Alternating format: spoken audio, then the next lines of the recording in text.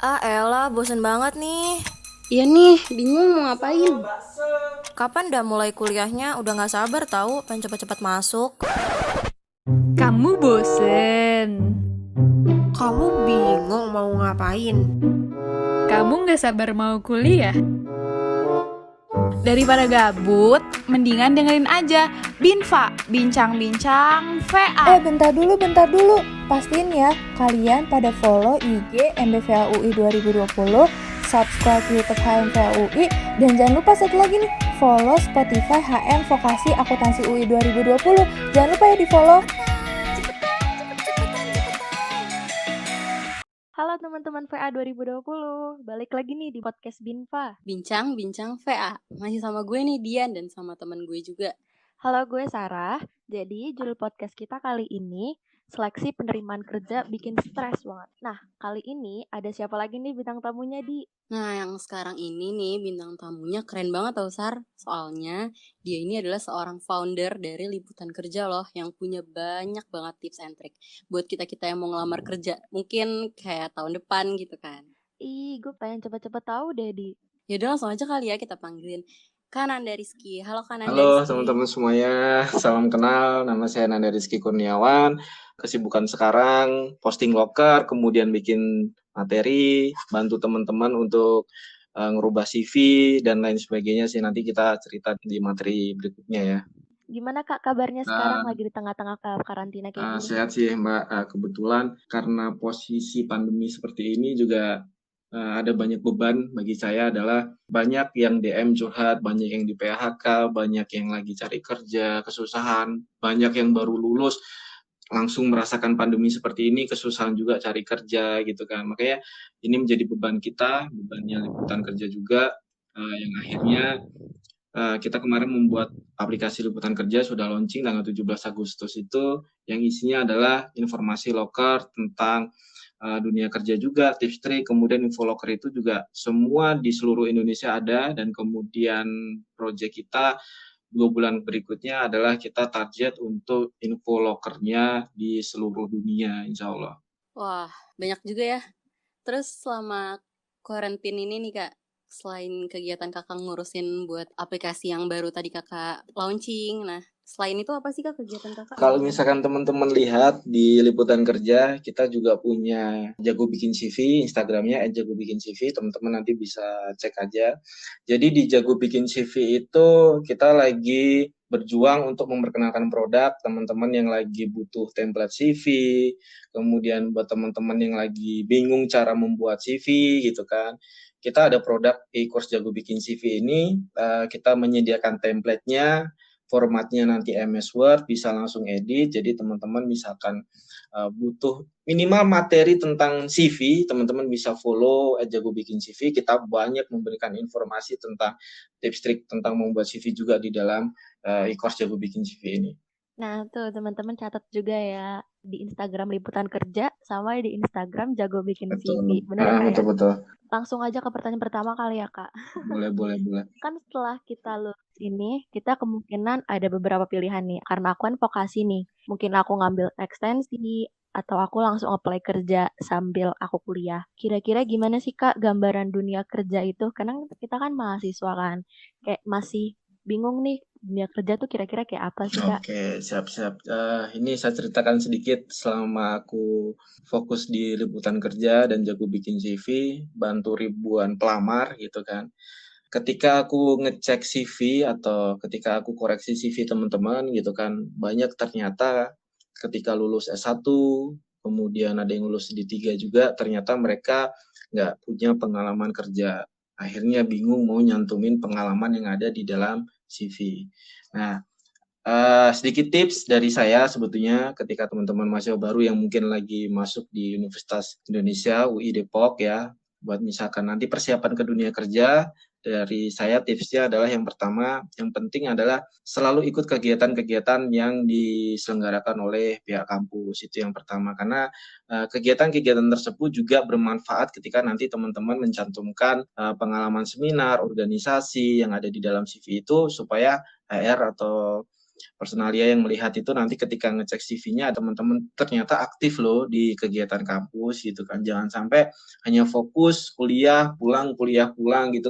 HRD juga bisa melihat dari segi pengalaman-pengalaman yang teman-teman masukkan di dalam CV. Contohnya begini, di dalam CV itu ada beberapa jenis pengalaman. Nah, dari saya adalah dibagi sih sebetulnya. Misalkan gini, teman-teman misalkan nggak punya pengalaman kerja selama kuliah, nggak pernah kerja, ikut freelance, nggak pernah, gitu kan. Nah, apa sih yang harus dicantumkan ketika mencantumkan pengalaman yang ada di dalam CV gitu kan? Kalau nggak punya pengalaman kerja, teman-teman bisa cantumkan pengalaman magang. Biasanya kan kalau misalkan di kampus ada program magang atau ada program tentang pelatihan-pelatihan yang diadakan oleh kampus lah ya, praktek kerja lapangan seperti PKL dan lain-lain lah ya.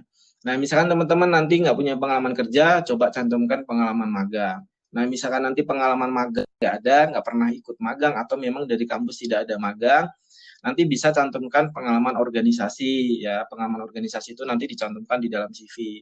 Nah, misal ternyata di kampus nggak pernah ikut pengalaman organisasi, apa yang harus dicantumkan gitu kan?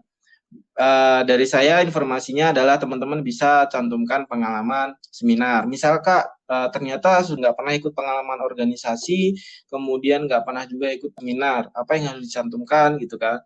Nah, dari saya sebetulnya tipsnya adalah ketika teman-teman nanti lulus kemudian nggak punya pengalaman, teman-teman bisa ikut pelatihan-pelatihan dulu yang diadakan oleh pemerintah. Dinas Tenaga Kerja setiap kota biasanya memberikan pelatihan-pelatihan untuk persiapan teman-teman yang mau cari kerja. Misalkan teman-teman fokus di akuntansi gitu kan, butuh nih program pengakuan brevet ya biasanya ya. Kalau akuntansi itu Iya, brevet betul. A, brevet B gitu-gitu kan biasanya harus ikut pelatihan dulu. Nah, misalkan masuk ke pajak harus bagaimana sih? Nanti ada pelatihan lagi seperti apa pelatihan pajak dan lain sebagainya. Itu di Dinas Tenaga Kerja sebenarnya sudah lengkap informasinya. Misalkan teman-teman nanti nggak punya pengalaman yang bisa dimasukkan di dalam CV, teman-teman saya sarankan untuk mencari pengalaman seminar, pengalaman pelatihan kerja, itu bisa ikut di Dinas Tenaga Kerja, atau bisa juga ikut organisasi-organisasi yang bermanfaat, misalkan organisasi tentang bantuan sosial dan lain sebagainya, itu nanti bisa dicantumkan juga di dalam CV. Yang penting intinya adalah usahakan ketika membuat CV nanti jangan sampai nggak punya persiapan, nggak punya pengalaman sih itu. Berarti harus banget punya pengalaman, ngumpulin pengalaman dari sekarang Betul, gitu karena ya. pengalaman itu bagi HRD adalah sebuah kegiatan positif yang teman-teman lakukan saat mungkin sedang menganggur, mungkin sedang kuliah, sekolah gitu sih. Hmm. Nah, kita sendiri ini kan pasti punya bidang yang kita sukai dan yang kita kuasai Betul, nih, Kak. betul. Dan gak semua orang bidang yang disukai ini dikuasai juga sama satu orang ini. Misalnya, Betul. aku suka main alat musik, tapi sebenarnya tuh aku nggak bisa gitu. Oke. Nah, gimana sih Kak cara milih bidang kerja yang sesuai sama bidang yang disukai tapi juga dikuasai? Kira-kira kita lebih baik memilih pekerjaan yang sesuai kita sukai atau yang kita kuasai? Oke, siap. Ini sih simpel sebetulnya. Aku cerita sedikit tentang diri saya ya. Saya kuliah itu juga ngambil akuntansi gitu kan. Nah, di akuntansi itu terakhir itu saya menguasai pajak, tapi yang pajak terbaru sekarang saya juga nggak terlalu menguasai sih, perhitungan pajak, kemudian aplikasi pajak sekarang saya juga tidak terlalu menguasai gitu kan. Itu termasuk kelemahan yang ada pada diri saya. Nah, kita gali dulu nih kelemahan kita tuh apa sih gitu loh. Kalau misalkan kita punya kelemahan, misalkan bidang akuntansi, ngitung pajak gitu kan, tetapi kita ingin masuk di kantor pajak, di pajak gitu kan, berarti kita harus menambah skill dan kemampuan kita di bidang pajak, minimal ya ikut pelatihan tadi gitu kan. Nah, misalkan nih, contoh dari saya ini lulusan SMA IPS, kemudian kuliahnya akuntansi. Saya nggak punya background tentang desain. Tetapi kalau teman-teman lihat di Instagram Liputan Kerja, di Instagram pribadi saya juga di @nandariski.k itu semua postingan konten, desain, template dan lain sebagainya saya desain sendiri pakai Adobe Illustrator. Dulu ketika saya membuat konten ya, ini cerita juga sedikit, dulu pertama kali saya membuat konten itu saya pakai Canva, kemudian Pixel Lab. Kemudian 1 tahun berikutnya saya coba belajar pakai Photoshop ya. Photoshop saya kuasai selama setengah tahun. selama 6 bulan saya fokus untuk ke Photoshop, ternyata saya juga bisa ke Photoshop belajar selama 6 bulan. Kemudian saya nambah skill lagi di bidang desain pakai Corel. Waktu itu saya belajar juga di online, ada sekolah online namanya Sekolah Kreatif. Itu saya juga belajar pakai Corel, jadi saya sekarang menguasai Photoshop dan Corel. Nah, terakhir Corel 2 tahun lalu, kemudian saya pengen mencoba membuat logo perusahaan, logo tentang produk, logo tentang desain apapun pokoknya itu. Jadi saya belajar tentang bagaimana cara membuat logo. Nah, menemukan tuh ketika membuat logo ternyata harus memakai Adobe Illustrator. Nah, dari situ belajar. Terakhir adalah Adobe Illustrator. Nah, skill-skill seperti itu sebetulnya kita belajar sesuai dengan apa yang kita inginkan sih. Hobi kita apa sih? Oh, ini juga nanti berkaitan juga dengan portofolio atau tentang akun sosial media yang teman-teman bisa manfaatkan ya. Jadi ketika teman-teman pengen memanfaatkan akun sosial media, misalkan teman-teman hobinya fotografi kan, teman-teman hobi ngedit video gitu kan, teman-teman bisa masukkan konten-konten yang teman-teman sudah buat seperti foto, seperti video, bisa cantumkan di dalam Instagram. Nah, kalau misalkan teman-teman lihat, sekarang lagi banyak banget Instagram tentang fotografer, foto-foto tentang view, itu biasanya mereka itu melampirkan bukti atau hasil karya mereka supaya ketika nanti melamar kerja, mereka bisa melampirkan link Instagram mereka di dalam CV supaya HRD melihat bahwa ini loh hasil kita gitu. Kita juga mau melamar di bidang edit video, ketika HRD melihat akun Instagram yang dicantumkan di dalam CV, ternyata ada hasil-hasil video yang diupload di Instagram ternyata bagus. Nah, itu biasanya HRD itu tertarik dengan skill dan kemampuan dari si pelamar gitu sih. Kurang lebih seperti itu. Kalau dari saya tadi seperti itu, biasanya mengikuti hobi, ya, meningkatkan. Biasanya kalau misalkan nggak suka ini, itu termasuk kelemahan, kita cari dulu, kita gali dulu. Mumpung masih muda, mumpung masih ada kesempatan, mumpung masih banyak waktu gitu kan, mungkin bisa gali dengan berbagai pelatihan. Misalkan kita mau belajar apa aja sih sebetulnya di online itu ada semua sebetulnya. Kita agak nyinggung ke apply dunia kerja nih, Kak. Boleh. Aku sama teman-teman juga mungkin penasaran nih, apa aja sih yang kita perlu persiapin dari tadi? Mungkin kakak juga udah singgung, kita harus aktif organisasi. Mungkin kalau nggak organisasi, kita aktif seminar, kita aktif ibaratnya hal-hal bermanfaat gitu. Tapi kalau dari segi mungkin berkas-berkas atau ada persiapan lain nggak sih, Kak, selain itu? Oke, siap. Ini saya singgung sedikit dulu ya. Banyak yang DM kemarin masalah lampiran berkas ya. Aman nggak sih kalau kita ngelampirin ijazah? Aman nggak sih kalau kita ngelampirin foto? Aman nggak sih kalau kita ngelampirin KTP, kemudian SIM, gitu-gitu, aman nggak sih gitu kan? Nah, ini sedikit informasi dari saya. Kalau memang teman-teman takut melampirkan itu, saya rekomendasikan untuk tidak usah melamar. Kenapa? Karena gini, sebelum teman-teman melampirkan berkas dan mencantumkan CV, teman-teman harus lihat dulu syarat loker yang dibuka oleh perusahaan. Ya, ini saya bacakan dulu deh. Contohnya seperti ini. Dari PT Nippon Indosari Korpindo, Sari Roti sedang membuka area sales promotion supervisor dengan kualifikasi sebagai berikut. Yang pertama adalah minimal pendidikan S1 dari segala jurusan. Nah, dari syarat itu, apa sih yang perlu kita buktikan supaya sesuai dengan kualifikasi perusahaan gitu kan?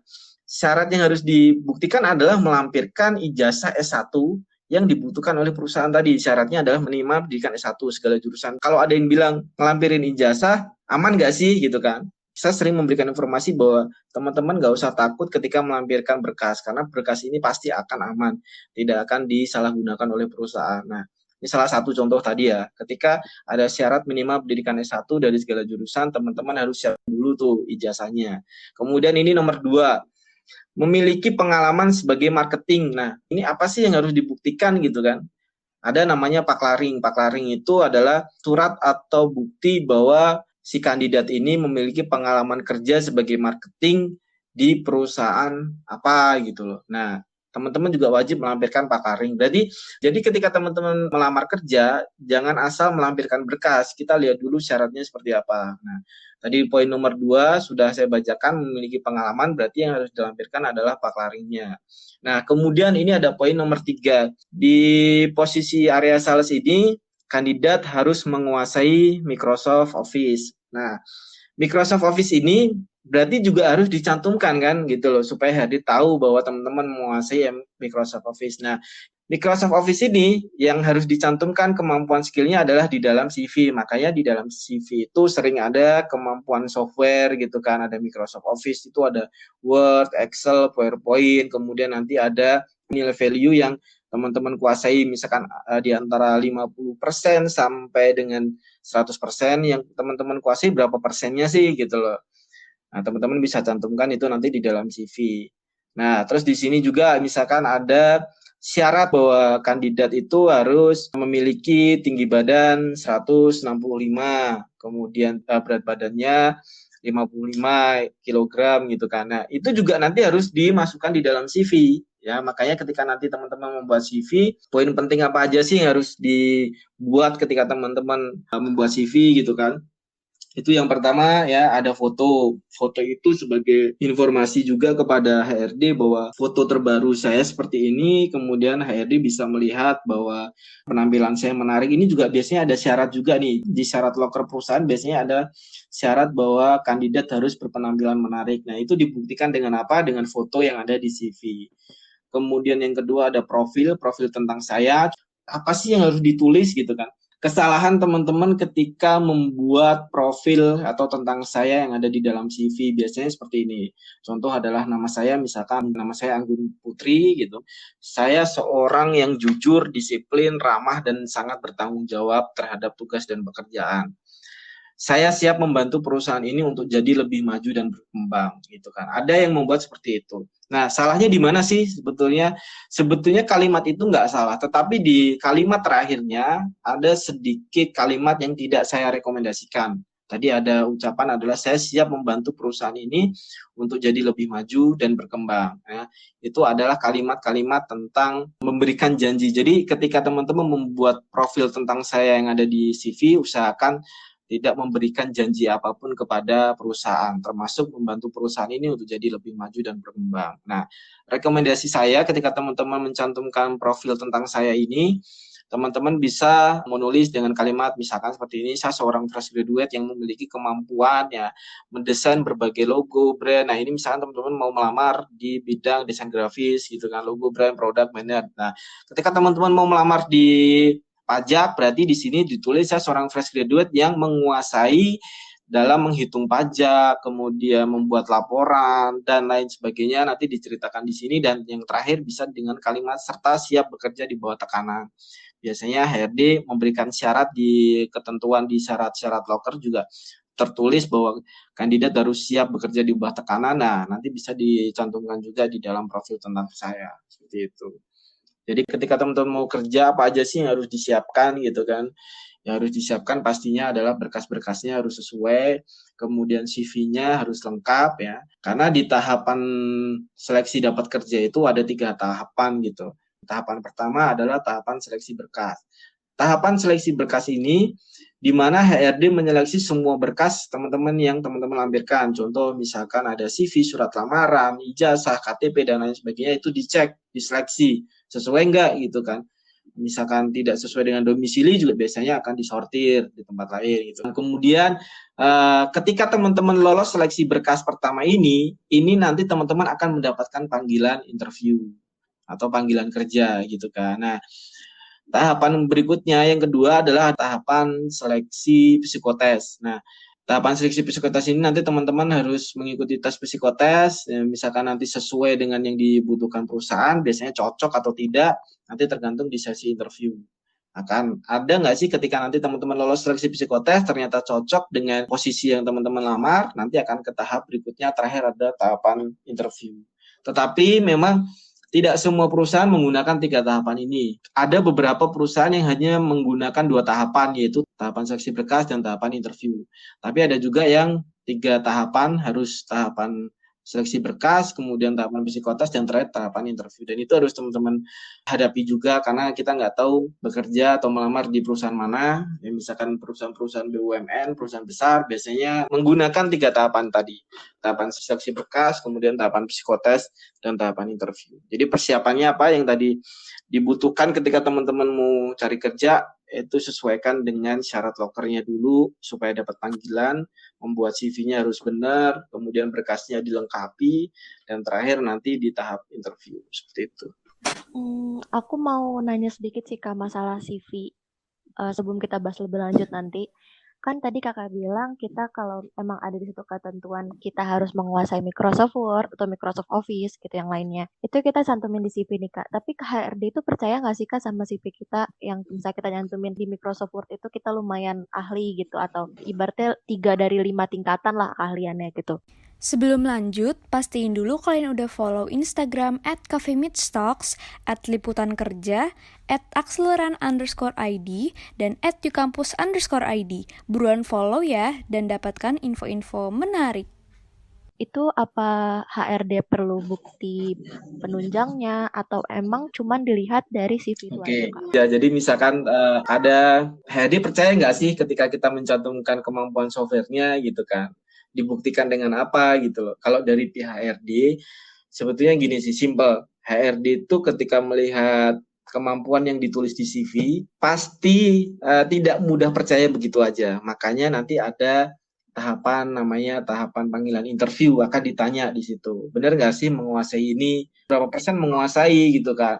Terus nanti misalkan di Excel kan banyak rumus gitu kan untuk membuat laporan, untuk menghitung gitu-gitu kan. Nanti biasanya di interview nanti juga akan ditanya rumus-rumus apa aja yang biasanya teman-teman kuasai ketika menggunakan Microsoft Excel gitu kan. Nah, misalkan teman-teman mau ngasih apa aja nanti disampaikan pada saat interview. Nah, bukti terakhir HRD itu pengen bukti apa sih gitu kan. Nanti ada tahap training. Nah, di training itu HRD ingin bukti bahwa teman-teman benar nggak sih menguasai Microsoft Office dengan baik. Nanti biasanya disuruh ngetik dulu di Microsoft Word, kemudian membuat laporan di Microsoft Excel, kemudian nanti membuat presentasi di PowerPoint. Biasanya nanti dibuktikan dengan seperti itu. Makanya ada sesi training selama 3 bulan. Nanti kalau misalkan ternyata HRD nggak puas, otomatis kandidat itu akan diputus kerjasamanya, nanti akankah lanjut atau enggak. Biasanya nanti ada di sesi training setelah 3 bulan itu.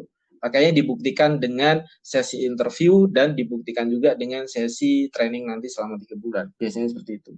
Nah, tadi kan lagi bahas CV nih Kak. Ada nggak sih kayak ketentuan atau yang harus diperhatiin banget dalam pembuatan CV sama yang nggak perlu banget nih di CV dicantumin, kayak misalnya jenjang pendidikan. Aku pernah bikin CV kemarin, aku nulis jenjang pendidikannya dari TK. Itu perlu nggak sih Kak Oke, sebenarnya? jadi gini, kalau teman-teman tahu juga ya, tipsnya adalah ketika aku bikin job fair itu, aku jadi tahu semua yang dilakukan oleh HRD. Ketika bikin job fair itu banyak tumpukan berkas lamaran, itu bahkan bisa sampai 100 sampai 300 lamaran yang masuk. Nah, 100 sampai 300 lamaran yang masuk ketika job fair itu dicek HRD nggak sih CV-nya? 100% dicek oleh HRD. Tapi waktunya bagaimana? Nah, ini adalah yang teman-teman harus tahu. Apa sih yang dilihat HRD ketika mengecek CV? Yang pertama yang dilihat adalah skill dan kemampuan yang dicantumkan pelamar dalam CV sesuai nggak apa yang dibutuhkan oleh perusahaan dengan posisi yang dilamar.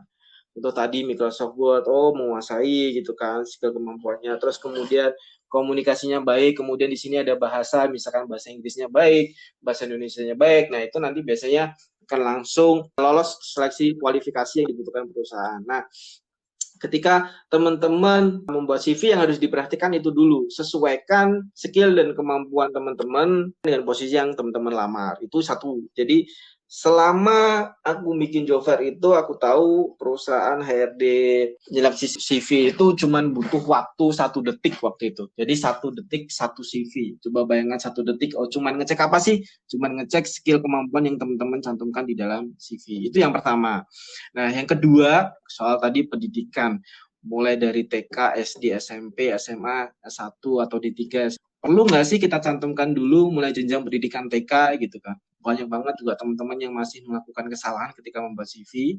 Saran dari saya adalah teman-teman cukup lampirkan atau cantumkan pendidikan mulai jenjang SMA atau SMK-nya. Kenapa nggak usah dari TK, SD, SMP? Itu yang pertama adalah akan menghabiskan space. Jadi ketika teman-teman menuliskan pendidikan TK, SD, SMP, SMA, atau S1 gitu kan, itu berarti ada 5 pendidikan ya, dan itu ketika teman-teman mencantumkan di dalam CV akan memenuhi space. Jadi sebetulnya masih banyak yang perlu teman-teman manfaatkan, seperti tadi ada pengalaman kerja, pengalaman magang, ada prestasi, kemudian ada hobi, ada bahasa. Jadi yang perlu teman-teman masukkan, poin pentingnya adalah kemampuan skill dan keahlian itu sudah masuk belum? Kalau sudah, baru ke pengalaman. Kalau pengalaman sudah sesuai, sudah cukup, baru ke prestasi. Prestasi sudah cukup, ke bahasa. Misalkan semuanya sudah cukup, sudah pas pace-nya, teman-teman cukup melampirkan jenjang tadi ya, yang pendidikan mulai dari SMA atau SMK-nya. Itu tujuannya supaya tidak menghabiskan space yang harus dicantumkan di dalam CV. Jadi masih banyak yang harus dicantumkan di dalam CV, makanya teman-teman ketika membuat CV usahakan cukup mulai dari jenjang pendidikan SMA atau SMK-nya. Terus ada lagi nih kesalahan ketika teman-teman membuat CV. Contoh masalah, boleh nggak sih pakai CV menarik gitu ya? Ada yang tanya juga, biasanya seperti itu. Banyak juga sih. Apa sih untungnya pakai CV menarik gitu ya? Nah, kalau dari kami, dari Liputan Kerja, dari saya pribadi juga, ya selama ini ketika saya ngobrol dengan HRD itu seneng banget ketika melihat CV-CV pelamar itu rapi, kemudian menarik, warnanya nggak terlalu berantakan. Warna berantakan itu biasanya merah, kuning, hijau, lebih dari 5 warna biasanya dipakai di dalam CV itu. Sebenarnya HRD juga nggak suka. Jadi ketika teman-teman membuat CV ya, poin pentingnya adalah usahakan jangan menyulitkan HRD. Ketika HRD membaca CV teman-teman, usahakan membuat CV-nya rapi, menarik, kemudian tersusun rapi juga, misalkan dari tahun pengalaman, misalkan ya, contoh pengalaman kerja. Pengalaman kerja itu masih banyak teman-teman melakukan kesalahan menuliskan tahun paling atas adalah tahun terlama. Misalkan paling atas 2016, kemudian bawahnya 2018, bawahnya lagi 2020. Ya, yang saya rekomendasikan adalah ketika teman-teman membuat CV di posisi pengalaman, paling atas adalah urutan tahun terbaru. Urutan tahun terbaru teman-teman bekerja di mana. Contoh misalkan tahun 2020 bekerjanya di mana, posisinya apa, job desk-nya apa. Kemudian bawahnya lagi tahun 2018, posisinya apa, kemudian perusahaannya apa, job desk-nya apa, nanti diceritakan. Nah, di bawahnya lagi adalah tahun-tahun terlama. Misalkan teman-teman tahun 2016 pernah bekerja di mana, sampaikan juga posisinya apa, deskripsi tentang job desk-nya seperti apa. Jadi yang perlu diperhatikan seperti itu sih. Jadi usahakan ketika teman-teman membuat CV ya dari segi penampilan, tampilan nggak hanya CV menarik, tapi tampilan itu juga mudah dibaca oleh HRD supaya HRD nggak sulit untuk mencari poin-poin yang harus ada di dalam CV begitu. Nah, Kak mau nanya dikit nih, kan kita nih sebagai mahasiswa sering banget kayak ikut panitia-panitia gitu kan, kayak ada event apa, kita jadi panitianya atau jadi staffnya misalnya.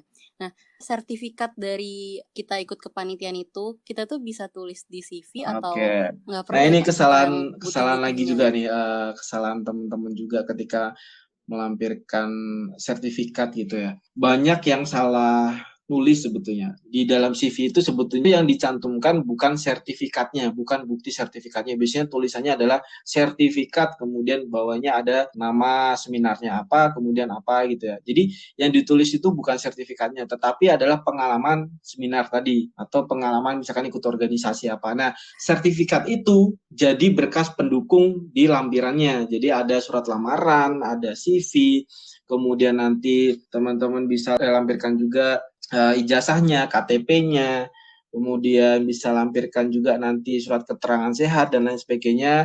Mungkin yang terakhir nanti bisa cantumkan juga sertifikat-sertifikat yang teman-teman pernah dapatkan ketika mengikuti pengalaman-pengalaman seminar maupun organisasi gitu sih. Jadi yang dicantumkan di dalam CV nama seminarnya atau nama organisasinya. Nah, nanti lampirannya dibuktikan dengan sertifikat gitu. Kak, kalau misalnya prestasi atau achievement gitu kan juga bagus banget kan tulis ke Betul. CV. Tapi kira-kira untuk achievement sama prestasi itu udah kayak jangka waktunya gitu nggak sih Kak? Misalnya kita cuma cantumin yang 3 sampai 5 tahun terakhir atau kita perlu cantumin cuma 3 tahun terakhir ini aja itu udah cukup atau gimana? Masalah prestasi gitu ya, masalah prestasi yang tadi saya sampaikan dulu, usahakan ketika menuliskan prestasi paling terbaru. Ini termasuk pengalaman, termasuk pendidikan, termasuk prestasi. Batasnya sampai kapan sih? Itu tidak ada batasnya. Yang penting secukupnya teman-teman mencantumkan CV. Misalkan teman-teman cukup hanya mencantumkan satu prestasi saja, dicantumkan saja satu. Yang penting adalah fokus kepada poin-poin penting yang tadi harus kita tulis seperti pengalaman kerja, pengalaman magang, pengalaman seminar, organisasi, dan lain-lain. Yang penting itu dulu. Selama itu sudah terpenuhi, baru nanti terakhir adalah prestasi. Nah, prestasi ini space-nya masih ada cukup berapa ruang sih, misalkan bisa 2, bisa 3, cantumkan semua juga nggak apa-apa sih sebetulnya. Nah, ini ada perbedaan juga ya, antara prestasi tentang kandidat fresh graduate dan berpengalaman itu juga berbeda, teman-teman juga harus lihat dulu. Jadi ketika teman-teman di sini statusnya sebagai fresh graduate, prestasi apa aja yang boleh dicantumkan gitu kan, itu contohnya misalkan pernah menjuarai lomba nyanyi misalkan gitu, boleh sih juara lomba menyanyi, juara lomba melukis, menggambar, dan lain sebagainya, itu prestasi-prestasi itu boleh dicantumkan. Tetapi kegiatan prestasi itu dilakukan pada saat pendidikan SMA ya. Menjuarai prestasi lomba SD, SMP itu tidak boleh dicantumkan. Karena tidak bermanfaat juga ketika teman-teman masukkan di dalam CV. Nah, jadi yang mulai dicantumkan prestasi mulai dari jenjang pendidikan SMA, SMK itu pernah berprestasi dalam bidang apa pendidikannya. Ini kalau misalnya fresh graduate ya. Kalau fresh graduate itu boleh mencantumkan prestasi di bidang pendidikannya. Tetapi ini bedakan juga antara prestasi tentang berpengalaman. Tadi untuk yang fresh graduate, prestasi yang dicantumkan di bidang pendidikan. Tetapi kalau untuk prestasi yang berpengalaman, yang harus dicantumkan adalah prestasi tentang kegiatan teman-teman selama bekerja itu pernah meraih prestasi apa. Contohnya misalkan pernah mendapatkan prestasi tahun 2016, pernah bekerja di dealer Honda Mobil Jakarta, pernah menjadi sales dengan penjualan terbaik, itu nanti bisa dicantumkan di situ. Jadi prestasi yang dicantumkan untuk berpengalaman adalah prestasi tentang kinerja di posisinya. Misalkan pernah jadi karyawan terbaik, itu juga boleh. Itu salah satu prestasi di bidang pekerjaan juga. Kurang lebih seperti itu. Wah, berarti abis ini kita langsung update CV ya, Sar ya? Betul banget. Kemarin Nah, itu kalau- sebetulnya sudah aku siapkan slide PowerPoint-nya juga sebetulnya. Ada gambar, ada ilustrasinya juga. Sebetulnya sudah aku siapkan. Nah, kalau ada gambarnya itu biasanya lebih menunjang sih untuk belajar sih biasanya seperti itu. Nah, mungkin langsung ke lowongan kerja nih ya, Kak. Kalau untuk cari lowongan kerja itu gimana sih, Kak? Apa lebih baik lewat web kah atau aplikasi lowongan kerja yang tersedia? Kira-kira lebih relevan Sebetulnya melalui gini, apa? kalau ngomongin website portal lokernya, kemudian dari mana informasinya gitu kan. Sekarang kan banyak banget tuh pihak ketiga. Pihak ketiga itu kayak loker-loker dari swasta. Misalkan dari kita nih ada liputankerja.com yang isinya adalah website loker. Nah, aman nggak sih dapat info loker dari website-website pihak ketiga gitu kan? Kalau dari saya sebetulnya kita lihat dulu track record-nya seperti apa, kemudian informasinya bagaimana. Nah, kita tahu perusahaan itu perusahaan palsu dari mana sih gitu kan. Itu sebetulnya jangan salahkan juga si pemberi informasi, kadang juga pemberi informasi lupa untuk menyortir juga gitu kan, karena masih banyak kesalahan juga biasanya. Jadi amannya gimana sih?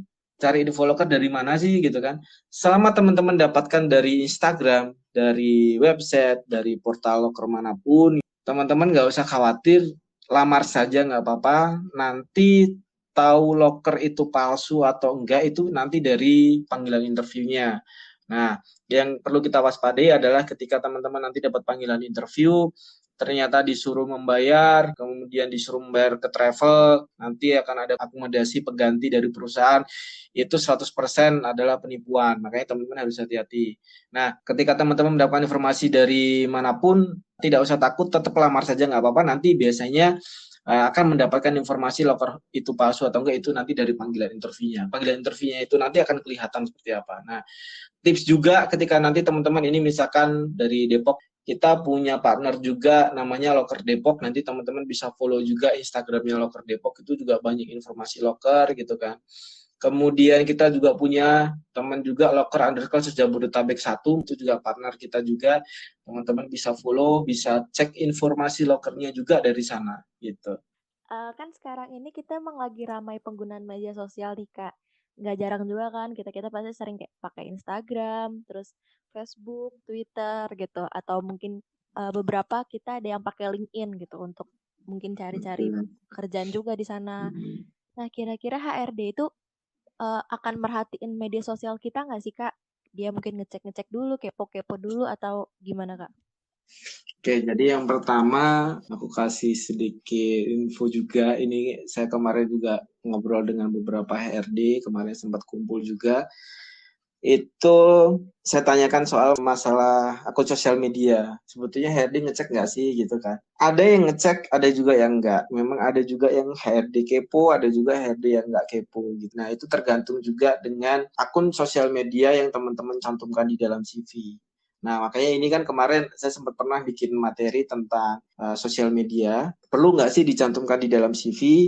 Kalau dari saya, rekomendasinya tidak perlu jika akun sosial media teman-teman berisi tentang status pribadi, tentang kegiatan pribadi dengan pacar, dan lain sebagainya. Saya rasa tidak perlu dicantumkan di dalam CV. Itu yang pertama. Nah, kalau teman-teman mau cantumkan di dalam CV, sosial media kita harus seperti apa gitu kan. Nah, sosial media itu bisa jadi portofolio atau sebagai penunjang saat teman-teman melamar di perusahaan manapun. Misalkan teman-teman melamar di posisi video editor gitu ya. Nah, biasanya perusahaan membutuhkan portofolio atau hasil karya bukti dari teman-teman. Nah, biasanya kalau misalkan ngomongin video, banyak banget pelamar yang melampirkan hasil videonya itu di dalam YouTube. Jadi ketika mengirimkan CV-nya nanti biasanya ada link YouTube-nya supaya HRD bisa ngecek hasil karyanya di YouTube-nya seperti apa sih, editan videonya, hasil karya videonya seperti apa. Nah, sekarang ketika teman-teman membuat akun Instagram ya, manfaatkan juga akun Instagram teman-teman menjadi portofolio atau menjadi hasil karya teman-teman yang teman-teman pernah buat. Misalkan nih saya punya teman juga, teman-teman bisa follow juga nanti namanya Kang Ikso. Itu dia fokus memposting hasil karyanya ya selama udah lebih 1 tahun kalau nggak salah. Itu dia memposting semua hasil editan videonya, hasil karyanya di dalam Instagram. Namanya Mas Anto ini ya, pemilik akun Instagram Kang Ingso ini. Ketika Mas Anto ini ngelamar di perusahaan manapun, itu selama saya kemarin ngobrol dengan beliau, ketika melamar langsung banyak respon dari perusahaan karena hasil karyanya juga bagus, ada buktinya, kelihatan juga videonya seperti apa di dalam Instagram itu. Nah, apa sih yang bisa dimanfaatkan dengan akun Instagram itu? Ketika teman-teman mau memposting, postinglah yang berhubungan dengan bakat atau minat teman-teman ketika mau melamar pekerjaan ya. Contohnya tadi fokus membangun branding, membangun kompetensi, membangun hasil karyanya di dalam Instagram tersebut. Nah, itu nanti HRD bisa melihat, bisa ngecek ketika teman-teman mau melampirkan akun sosial media teman-teman di dalam CV, HRD otomatis ngecek, melihat hasil karyanya ternyata bagus, akan memudahkan HRD juga biasanya mempercepat supaya dapat panggilan interview. Nah, bisa juga mempercepat lolos tidaknya lamaran kerja teman-teman. Jadi kalau dari saya rekomendasinya ketika teman-teman masih membuat akun sosial media Instagramnya berisi status pribadi, kegalauan atau berisi konten-konten dengan pacarnya, saya sarankan tidak usah mencantumkan di dalam CV. Tetapi ubahlah sosial media itu menjadi lebih profesional. Itu sih. Nih Kak, akhir-akhir ini tuh aku dengar dari teman aku sih, dia itu ngomong kalau di LinkedIn atau di sosial media lain tuh ada yang menyediakan lowongan kerja, tapi itu palsu gitu loh Kak, jadi kayak ditipu gitu. Itu gimana sih Kak? Gimana cara kita Jadi gini nyortir tadi juga? udah saya sampaikan ya, sebetulnya di sekelas LinkedIn, sekelas Jobstreet, teman-teman mungkin ada yang tahu Jobstreet gitu ya. Kemudian sekelas JobsDB dan lain sebagainya yang itu notabene portal loker besar gitu kan. Itu juga masih banyak oknum-oknum yang menyalahgunakan. Jadi kita jangan menyalahkan siapa pemilik sosial medianya ya. Yang kita salahkan adalah oknum, salahkan juga nama perusahaannya. Biasanya oknum-oknum itu membawa nama-nama perusahaan besar. Nah, tadi sudah sempat saya sampaikan juga, teman-teman nggak usah takut melamar, tetap melamar saja. Misalkan teman-teman nggak punya informasi atau nggak punya trik bagaimana cara melihat itu akun loker palsu atau tidak, nanti ketahuannya ada di sesi panggilan interview. Pasti sering banget saya menemukan loker-loker yang ada di LinkedIn itu, kalau misalkan itu palsu, biasanya nanti panggilan interviewnya ada embel-embel membayar sejumlah berapa kepada agen travel untuk akomodasi teman-teman interview. Misalkan ada embel-embel seperti itu, ada informasi suruh bayar, itu pasti otomatis penipuan. Nah, makanya teman-teman hati-hatinya di situ. Jadi melamar saja nggak apa-apa, waspadanya nanti ketika teman-teman mendapatkan panggilan interviewnya seperti apa. Nanti kelihatan kok. Pasti kelihatan panggilan interview itu palsu atau enggak gitu. Nah, kalau misalkan teman-teman mau melamar gak yakin, terus bagaimana cara meyakinkan juga? Sebetulnya gampang juga sih. Perusahaan-perusahaan besar itu ketika membuka loker ya, satu, jarang pakai email gratisan seperti Gmail. Pasti emailnya pakai nama perusahaannya, seperti contoh misalkan hrd.personalia@mayora, itu nama perusahaan.co.id, biasanya seperti itu. Jadi biasanya perusahaan-perusahaan besar. Sebelum lanjut, pastiin dulu kalian udah follow Instagram @cafemeetstalks, @liputankerja, @akseleran_id, dan @yukampus_id. Buruan follow ya, dan dapatkan info-info menarik. Pasti akan ada embel-embel nama perusahaannya seperti apa. Nah, kalau misalkan teman-teman melamar, kebetulan perusahaan itu besar kok pakai Gmail, itu harap hati-hati. Nah, hati-hati juga ketika teman-teman melamar pendaftaran, ketika ngeklik ternyata itu link Google Form. Nah, itu juga hati-hati. Banyak oknum mencari data seperti itu, caranya supaya bisa mendapatkan data dari pelamar. Makanya hati-hati juga. Karena perusahaan-perusahaan besar biasanya tidak menggunakan link Google Form, karena link Google Form itu kan gratisan. Nah, biasanya perusahaan-perusahaan besar itu ketika membuka loker, pakai email perusahaan atau pakai link pendaftaran online langsung dari website resmi perusahaan tersebut. Biasanya seperti itu. Kita udah ngomongin lowongan kerja nih, terus kita juga sempat nyinggung berkas-berkas juga. Nah, tahap seleksi selanjutnya itu kan ada interview, Kak. Kira-kira nih, untuk tahap seleksi interview ini, ada nggak sih, Kak, hal-hal yang perlu kita perhatikan, misalnya sikap kita ngejawab pertanyaannya, atau mungkin gimana sikap yang baik gitu pas lagi wawancara. Karena kan biasanya nih, kalau lagi wawancara tuh suka gemeter, terus kita jadi susah gitu loh untuk bersikap atau gimana gitu, Kak, Oke, tipsnya. jadi gini, kalau misalkan mau interview gitu ya, dari saya sebetulnya yang pertama, karena kemarin ada info juga, perlu nggak sih kita duduk sebelum dipersilahkan gitu ya. Misalkan kita belum dipersilahkan duduk, ya kita tetap berdiri. Tapi jangan kaku, jangan dalam arti begini, ketika masuk ruangan, misalkan selamat pagi, Bu, gitu. Sampaikan langsung nama saya ini, saya melamar posisi ini, terus nanti biasanya ya dia akan menawarkan silakan duduk gitu. Nah, baru kita duduk. Nah, terus kemudian sikapnya harus bagaimana sih? Yang pasti harus tenang, nggak boleh kaku, karena dengan ketenangan, keaktifan teman-teman, walaupun sedang interview tapi aktif, misalkan pegang pulpen atau sedang ngobrol secara santai atau bagaimana, itu biasanya juga HRD menilai bahwa teman-teman ini punya jiwa yang tidak takut atau tidak malu ketika menghadapi customer, misalkan ketika menghadapi orang yang baru dikenal dan lain sebagainya. Itu nanti juga akan berpengaruh dalam penilaian juga. Jadi yang pertama tadi sudah saya sampaikan, kalau ketika teman-teman datang, ya tunggu HRD mempersilahkan, kemudian ketika ngobrol ya usahakan jangan kaku dan sebagainya. Nah, kalau ngomongin soal pertanyaan interview itu ada banyak tahapan. Contoh, tahapan pertama itu nanti HRD akan ada tahapan pembuka interview. Biasanya ditanyakan nama Anda siapa gitu kan. Benar aslinya dari sini, kemudian lulusan ini, itu biasanya dicek dari CV-nya, berkasnya akan disesuaikan. Ada kalimat pembuka. Nah, kalimat berikutnya akan menyinggung bagian keluarga, misalkan.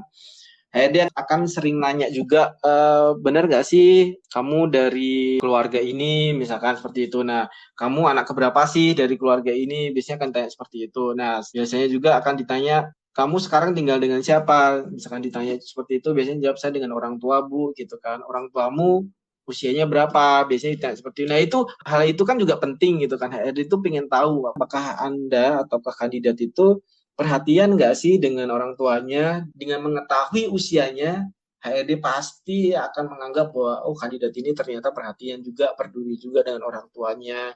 Kan banyak juga pelamar nggak tahu usia orang tuanya gitu loh. Nah, dari situ pertanyaan-pertanyaan jebakan yang HRD itu pengen tahu apakah peduli dengan orang tuanya dan lain sebagainya. Nah, nanti di sesi terakhir akan ada pertanyaan-pertanyaan tentang negosiasi gaji dan lain sebagainya. Di sesi akhir ya, teman-teman ketika nanti interview, ada salah satu kunci keberhasilan teman-teman ketika teman-teman lolos atau enggak sih gitu ya. Kunci kelihatan kalau misalkan teman-teman lolos itu biasanya nanti dari proses tahap negosiasi gaji pada saat interview. Di akhir nanti mendapatkan tentang negosiasi gaji, 80-90% biasanya teman-teman itu lolos. Nah, karena di sesi gaji itu biasanya HRD sudah yakin, sudah mantap, dan nanti di proses negosiasi gaji ini HRD ingin memantapkan masalah benefit atau komisi yang nanti pelamar dapatkan. Seperti itu sih. Nah, di interview ini kan misalnya ada kayak pertanyaan yang menjebak gitu ya, Kak. Ditanya nih kita kelebihan dan kelemahan diri sendiri. Nah, itu tuh gimana sih, Kak, seharusnya jawabnya biar si HRD-nya itu tetap tertarik gitu loh sama jawaban kita. Oke, yang pertama pertanyaan tentang kelemahan dan kelebihan itu sering banget ditanyakan oleh HRD.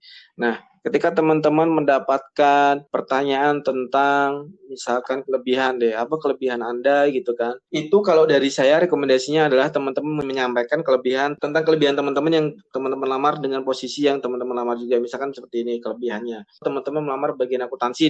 Kelebihannya apa sih yang perlu disampaikan? Nanti bisa teman-teman sampaikan bahwa untuk kelebihan saya, Bu, saya ini orangnya kreatif, kemudian saya sangat menguasai pajak, saya bisa membuat laporan laba rugi, saya bisa menghitung neraca, dan lain sebagainya. Itu disampaikan sesuai dengan kelebihan porsi pada posisi yang teman-teman lamar. Itu yang pertama.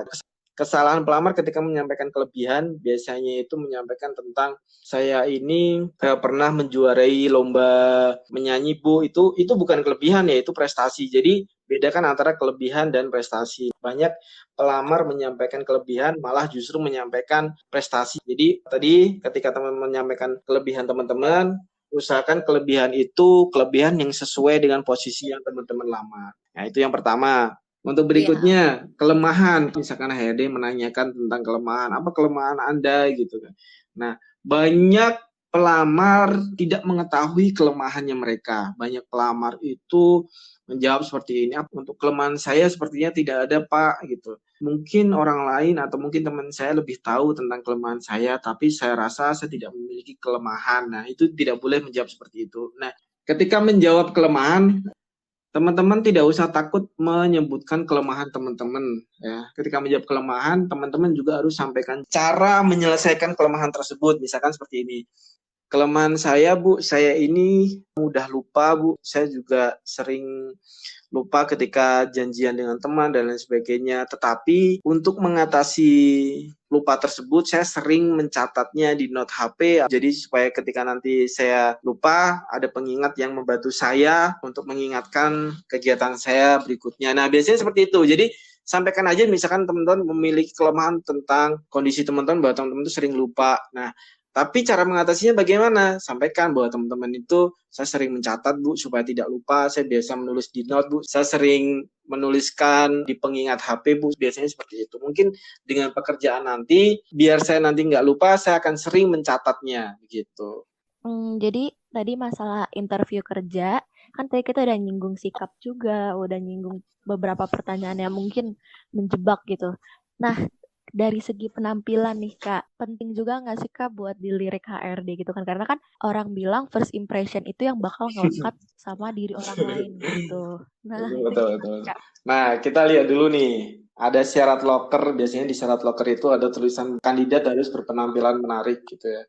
Nah, ketika teman-teman datang interview, ya usahakan benar-benar berpenampilan menarik. Penampilan menarik itu seperti apa sih gitu ya?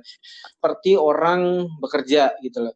Nah, sering banget saya dapat DM, pakainya apa sih gitu loh. Pakainya apakah harus putih, bawahannya celana hitam, ataukah harus seperti itu gitu kan. Nah, sebetulnya teman-teman nggak usah takut ya pakainya seperti apa. Usahakan kalau untuk yang laki-laki kemeja polos atau batik itu boleh. Kemudian celananya celana kain itu juga nggak harus hitam gitu kan. Kecuali ada syarat ketentuan, misalkan teman-teman walk-in interview diwajibkan untuk memakai pakaian formal putih hitam gitu kan. Itu harus pakai atasan putih dan bawahan hitam biasanya seperti itu. Dan sepatu pantofel biasanya seperti itu. Nah, Supaya teman-teman terlihat penampilan menarik, biasanya kalau untuk tinggi badan dan berat badan ideal, biasanya pakaiannya itu pas atau tidak longgar. Itu biasanya berpengaruh juga, karena ketika teman-teman pakai pakaian longgar, kemudian celananya longgar, biasanya kelihatan kayak, ini gimana sih, kurang menarik, gitu loh, kelihatannya kok nggak bisa rapi ya gitu. Tapi kalau teman-teman biasanya pakai kemejanya pas, kemudian celananya pas, nggak terlalu ketat gitu, biasanya akan terlihat menarik seperti itu. Nah,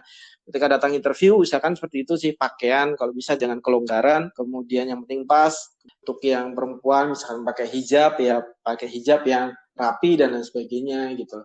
Yang penting penampilan itu akan menunjang teman-teman lolos atau tidaknya. Ada penilaian juga, HRD menilai penampilan teman-teman di situ. Ternyata penampilan kita juga dinilai ya. Jadi Betul, jangan betul. macam-macam kalau lagi interview pakaian jangan aneh-aneh, usahakan rapi. Iya, Biar dilihat sama HRD juga kayak ini anaknya rapi juga ya. betul sih, betul. Nah, Kananda ini kan sebagai founder dari Liputan Kerja nih Kak, sama jago bikin CV juga. Terus sekarang udah mulai ke aplikasi. Apa sih Kak alasan Kakak buat tertarik gitu? Yang awalnya mendirikan platform Liputan Kerja. Apa yang bikin Kakak buat, ayo kita bikin ini Oke, gitu? siap. Ini aku cerita sedikit. Aku pada saat kuliah itu ikut panitia Jofair, Mbak. Panitia Jofair kampus, panitia Jofair perusahaan swasta, dan lain sebagainya gitu. Biasanya dulu aku ikut. Nah, dari ikut di situ, jadi tahu ternyata yang cari kerja itu banyak ya. Gitu. Ternyata perjuangan cari kerja itu luar biasa ya, gitu kan. Nah, dari situ kelihatan. Nah, kenapa sampai sekarang fokus ke produk digital? Karena begini, pada saat kita bikin job fair di Bogor, ya, itu yang datang bukan hanya dari Bogor, Mbak, tetapi dari Depok, dari Jakarta, dari Bekasi, dari Karawang, itu mereka pada datang jauh-jauh ke Bogor cuma ikut job fair. Berarti kan luar biasanya adalah perjuangannya sangat antusias lah dengan cara mereka mencari atau mendapatkan pekerjaan. Nah, terakhir itu ketika kita bikin job fair di Surabaya, yang lebih saya prihatin dan sempat mau nangis juga waktu itu ketika saya bikin job fair di Surabaya. Acara itu mulai jam 10. Ketika kita prepare pagi jam 6:30 pagi, Mbak, itu sudah ada yang datang. Nah, perempuan, ternyata beliau dari Gresik, jauh-jauh ke Surabaya. Itu saya sampai mikirnya, ya Allah, ternyata mereka itu begitu antusiasnya gitu loh. Ada yang dari Jombang, ada yang dari Ngawi untuk datang ke Surabaya cuman ikut job fair, kemudian cari kerjaan gitu kan. Poin pentingnya apa sih? Yang saya takutkan adalah mereka jauh-jauh nggak dapat pekerjaan. Nah itu loh, itu yang membuat saya sebetulnya takut ketika membuat acara job fair. Mereka datang jauh-jauh nggak dapat pekerjaan gitu kan, kita kan benar-benar takut dan khawatir gitu loh. Misalkan nanti kondisinya seperti apa di jalan, itu membuat kita berpikir juga untuk memudahkan mencari pekerjaan dari rumah, kemudian dari manapun gitu kan. Akhirnya kemarin itu tahun 2018 kita bikin job fair virtual itu. Nah, virtual job fair itu kita buat dengan alasan seperti itu tadi. Kita ingin memudahkan pelamar, melamar dari manapun. Itu juga mereka melamar dari online, dari rumah. Itu manfaatnya ketika kita membuat virtual job fair kemarin itu. Nah, kenapa kita masih fokus di Liputan Kerja? Tujuannya adalah yang pertama, visi misi kami adalah pengen membantu pemerintah untuk mengurangi angka pengangguran. Yang kedua, setiap tahunnya jumlah fresh graduate itu bertambah. Banyak yang baru lulus, banyak yang baru cari kerja juga. Bahkan setiap tahun juga pasti ada yang resign kemudian cari kerja lagi. Nah, tujuan kami adalah ingin memudahkan mereka supaya nanti mendapatkan pekerjaan dengan mudah. Nah, kenapa kita membuat aplikasi Liputan Kerja? Karena posisi saat ini, walaupun portal loker banyak, tetapi masih banyak yang belum fokus memberikan informasi loker dengan baik. Contohnya banyak portal loker itu mereka masih mencari keuntungan untuk perusahaannya masing-masing. Nah, kalau teman-teman lihat di aplikasi Liputan Kerja, pure loker perusahaan itu gratis dan teman-teman job seeker yang mau cari kerja pun gratis. Nah, jadi tujuannya apa sih? Kalau teman-teman lihat Shopee, Tokopedia, Lazada itu adalah marketplace tentang jual beli gitu kan. Kalau teman-teman mau cari hotel, tiket kereta api, tiket pesawat itu dari Traveloka, tiket.com itu bisa. Nah, tujuan saya adalah ketika nanti teman-teman mau cari loker, fokusnya adalah Liputan Kerja. Nanti kita lagi mau fokus untuk membuat semua wadah apa yang dibutuhkan dari job seeker akan ada di aplikasi liputan kerja gitu sih. Fokusnya ada di sana. Jadi ketika teman-teman mau cari kerja, kita pengen banget teman-teman fokus untuk cari kerjanya di aplikasi liputan kerja. Seperti itu. Oh, berarti dari produk digital yang kakak buat ini tuh untuk memudahkan orang-orang, misalnya Betul. Kalau ngomongin prihatin itu ketika bikin job fair itu banyak IO-IO yang hanya mementingkan pendapatannya mereka, banyak yang hanya mementingkan pemasukan mereka. Tetapi kalau dari liputan kerja ketika bikin event job fair itu benar-benar difikirkan, Mbak.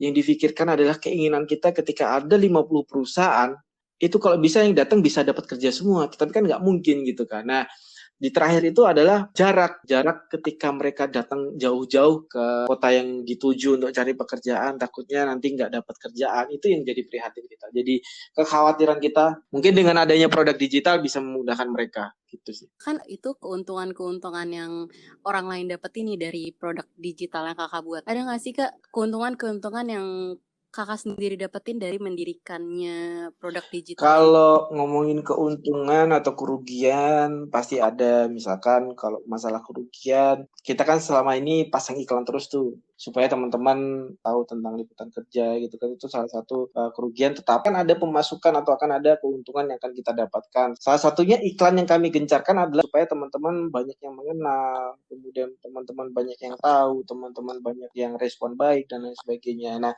untuk keuntungan lain sebetulnya lebih ke branding sih. Ini ada perbedaan juga nih buat teman-teman semuanya nih. Jadi dulu itu ketika saya bangun liputan kerja, saya itu selalu di balik layar, nggak pernah mau nongol, nggak pernah mau kelihatan, karena posisinya itu waktu itu saya itu memang sedikit pemalu lah. Pokoknya intinya dulu ketika bikin job fair itu saya serahkan kepada teman-teman marketing yang lain gitu kan. Tapi saya itu memang dulu pemalu lah, pendiam itu kan, nggak mau dilihat, nggak mau kelihatan. Tapi sekarang mikir, bagaimana sih membangun kepercayaan masyarakat dengan adanya liputan kerja gitu kan? Karena sebelum ini saya nggak pernah nongol, memang beda ketika saya keluar, ketika saya memperlihatkan siapa sih yang punya liputan kerja, itu ternyata responnya baik, kemudian keuntungannya juga banyak, orang semakin mengenal, kemudian seorang semakin percaya dengan produk dari liputan kerja gitu kan. Misalkan mau order CV aja, mereka sudah nggak tanya-tanya lagi gitu loh. Dulu masih tanya-tanya, ini transfernya benar ke sini gitu kan. Nah, seperti itu sih, lebih ke manfaat brandingnya sih lebih kuat sih sekarang. Nah, Teman-teman tahu nggak sih kalian tuh bisa lihat Instagramnya liputan kerja loh yang isinya itu informatif dan menarik banget.